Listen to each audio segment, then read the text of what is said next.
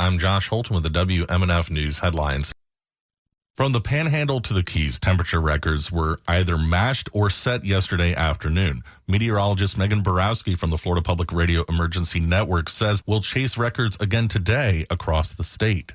So mid-level high pressure is centered to our south, and that's causing our soaring temperatures. On top of that, the high is directing in humid southwesterly winds, and that is causing feels-like temperatures to range between 105 and over 110.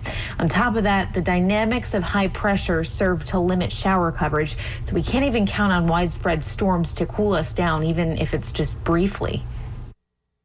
On a trip to New Hampshire last week, Florida Governor Ron DeSantis stated that if elected president, when it comes to federal employees, quote, we are going to start slitting throats on day one, unquote. WMNF's Chris Young reports that some employee groups are concerned about his violent language. DeSantis made the comments during a barbecue event hosted by former U.S. Senator Scott Brown. All these deep state people, we're going to start slitting throats on day one and be ready to go. The American Federation of Government Employees called it dangerous, disgusting, disgraceful, and disqualifying. They represent 750,000 federal government workers. The National Association of Letter Carriers said the comments are particularly disgraceful at a time when letter carriers are increasingly being targeted by violent criminals. DeSantis has recently replaced his campaign manager and laid off about a third of his staff last month. For WMNF News, I'm Chris Young. According to a press release, more than 224,000 students are expected to return to school in Hillsborough County tomorrow. County school officials remind drivers to be cautious as students will be out walking to school, riding bikes, or waiting at bus stops. Today, Nagasaki has marked the 78th anniversary of the U.S. dropping an atomic bomb on the city, with its mayor urging an end to nuclear weapons.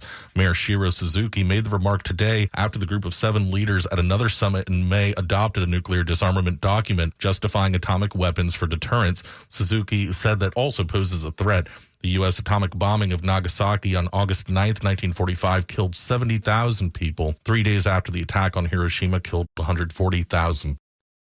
Opponents who fear a proposed gas station could damage Wakulla Springs south of Tallahassee, and they say they're unfazed by a new state law that was designed to limit lawsuits over comprehensive plan changes. Ryan Smart, executive director of the Florida Springs Council, wouldn't say Monday if his group or other organizations would legally challenge proposed land use changes sought by Southwest Georgia Oil Company on a 7-acre parcel in Wakulla County.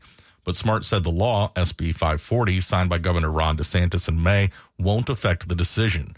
Before Monday's meeting, Richard Grosso, a lawyer for the Sierra Club Florida, submitted an objection to the proposal to ensure, quote, the enjoyment of natural and man-made resources by citizens while minimizing the threat to health, safety, and welfare, unquote.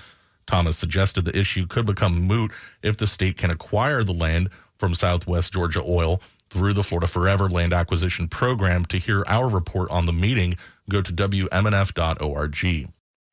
A statewide firefighters union has joined the Florida Police Benevolent Association in challenging the way a state agency is carrying out a new law that placed additional restrictions on public employee unions. Margie Menzel has more. The law, approved this spring by Governor Ron DeSantis and the Republican-controlled legislature, included restrictions such as preventing union dues from being deducted from workers' paychecks.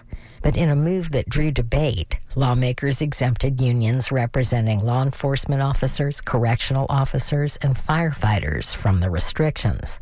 The Police Benevolent Association, however, filed a challenge in late July. The Florida professional firefighters joined the case this week. The case contends the exemptions from the restrictions were intended to apply to all workers represented by public safety unions, not just law enforcement officers, correctional officers, and firefighters. For WFSU News, I'm Margie Menzel. Bottlenose dolphins in parts of Biscayne Bay are adapting without seagrass, which they depend on for much of their food. That's according to new findings by researchers at Florida International University.